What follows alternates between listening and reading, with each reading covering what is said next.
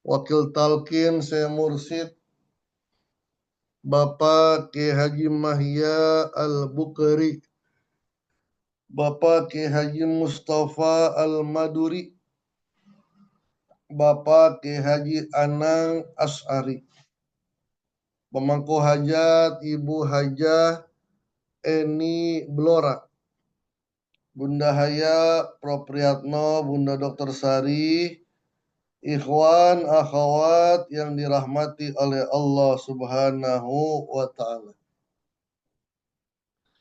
Dalam Islam ada satu malam yang sangat mulia, yaitu malam Lailatul Qadar. Lailatul Qadar terjadi pada bulan Ramadan. Di 10 hari terakhir. Ada pemahaman di kalangan Thariqah, Lailatul Qadar itu bisa terjadi kapan saja. Bahkan seorang sufi, murid dari Syekh Abu Hasan As-Sazili yang bernama Abu Abbas Al-Mursi.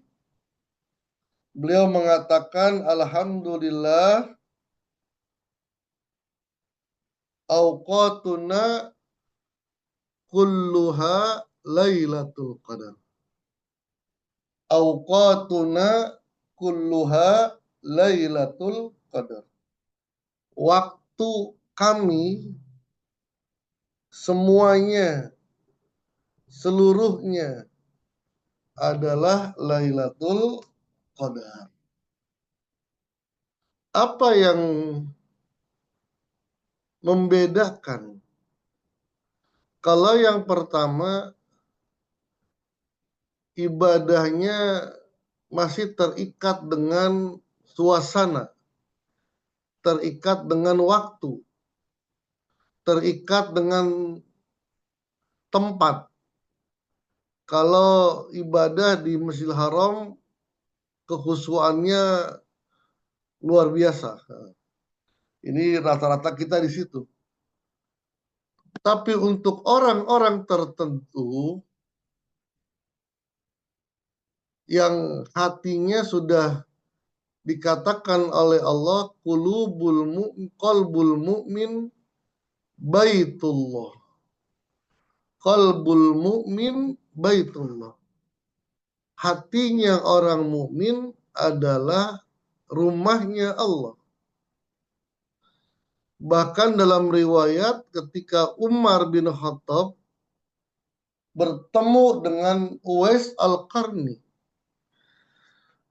Uwais Al-Qarni sedang mengangon onta-onta. Dan ketika itu beliau sedang sholat.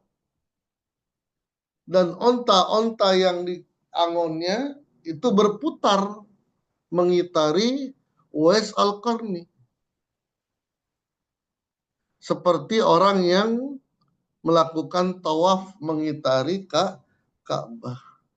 Kenapa? Karena hatinya orang mukmin sudah menjadi baitullah. Siapa mukmin? Orang yang taqiyun naqiyun mimma siwallah. Dan kita diajarkan dalam thariqah ini oleh guru agung kita untuk tidak terikat dengan tempat dan waktu, tapi memfokuskan keadaan hati. Ketika Abah melaksanakan haji, pulang dari sana, sowan datang ke Abah Anom. Abah Anom bertanya ke Raudhah. Alhamdulillah Abah penuh ya, penuh Abah berebutan, sholatnya pun sempit-sempitan, dalam bahasa Indonesia ya. Lalu Abah Anom mengajarkan kenapa tidak membuat Raudhah sendiri. menciptakan raudhah sendiri, itu bisa di mana-mana dan bisa kapan saja. Nggak perlu tasreh. Duduk di Masjid Nabawi, niatkan itikaf, rasakan aura raudhah bersama dengan Allah, hadirkan Allah. Nah, bukan sholat di raudhah saja itu, bahkan sholatnya sudah di tahtal ars, di bawahnya arsnya Allah Subhanahu wa Ta'ala. Baik, Lailatul Qadar adalah malam yang mulia, dan ini sudah menjadi kesepakatan, sudah tidak diperdebatkan lagi.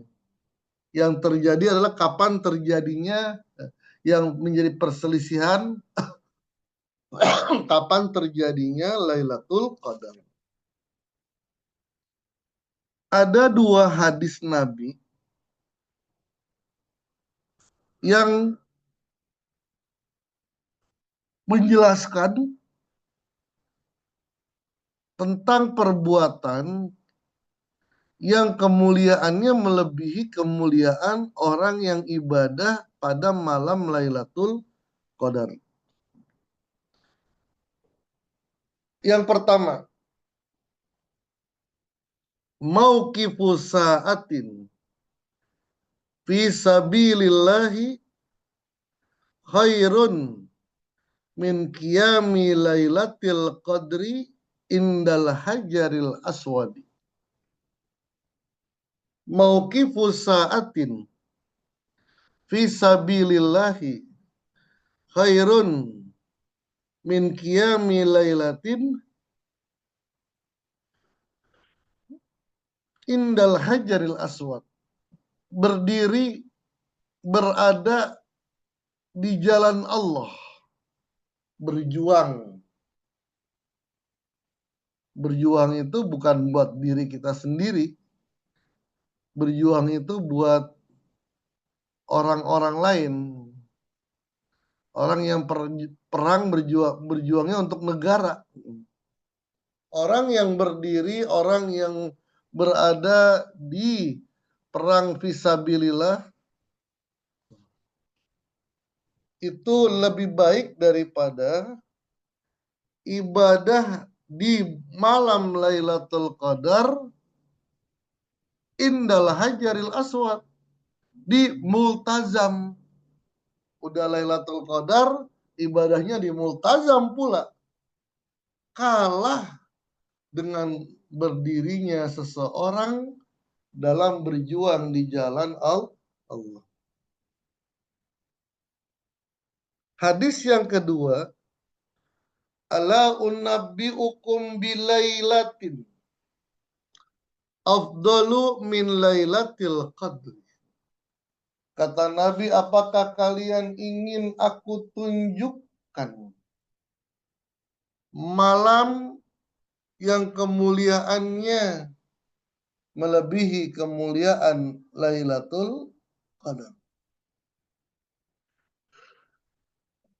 Malam ini lebih mulia daripada ibadah di malam Lailatul Qadar.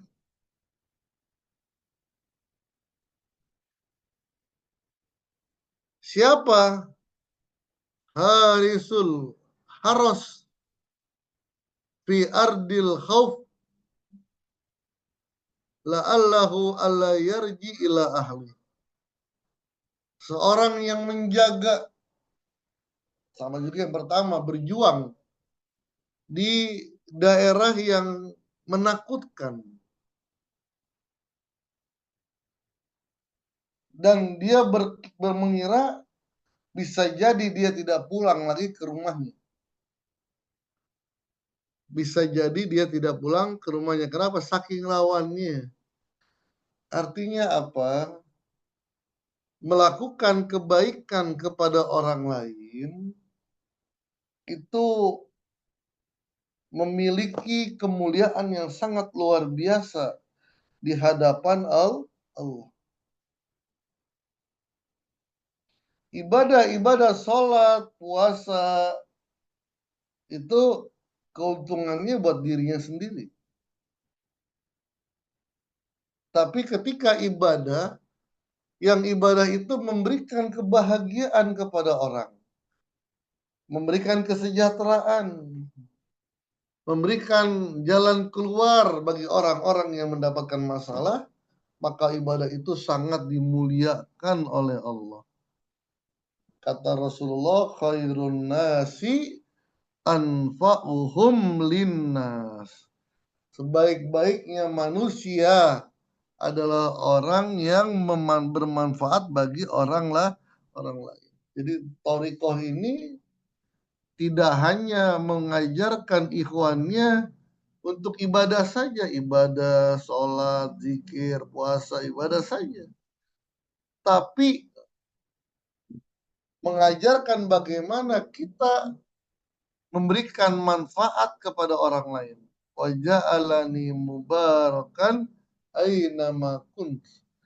Allah telah menjadikan aku membawa keberkahan dimanapun aku berada. Inilah inti daripada ajaran thariqah. Tanbih yang selalu kita baca itu hubungan antara manusia dengan manusia. Manusia dengan alam, manusia dengan binatang, bagaimana kita menjaga seluruh milik Allah dengan penjagaan yang baik. Artinya kerja dengan Allah.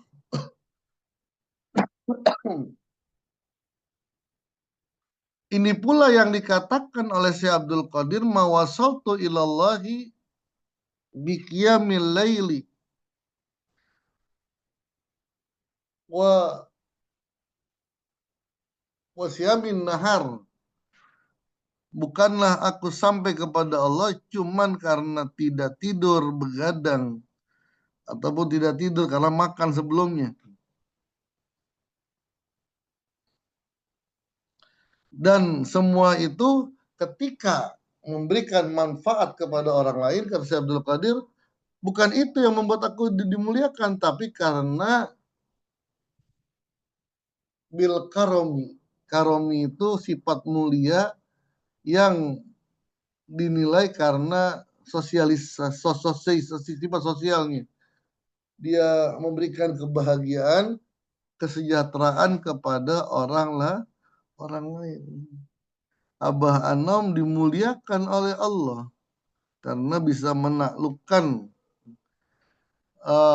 memberikan kemanfaat kepada orang lain dengan adanya inabah, dengan adanya perairan air. Begitu pula Abah Aus mendapatkan kemuliaan karena bukan hanya suka zikir doang. Kalau suka zikir iya pasti, tapi beliau selalu membantu kepada orang lain. Bahkan yang diajarkan sedekah ke penjual, sedekah kepada penjual. Gimana maksudnya? Belanja, kembaliannya jangan diambil.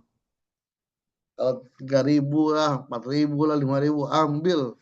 Itu bisa jadi obat. Dalam tanbih itu semuanya menceritakan antara hablum minallah, hablum minannas, dan hablum minannas kepada hablum minannas. Mudah-mudahan bisa mendapatkan yang terbaik dari apa yang telah kita lakukan. Wallahu a'lam bishawab. Waalaikumsalam warahmatullahi wabarakatuh.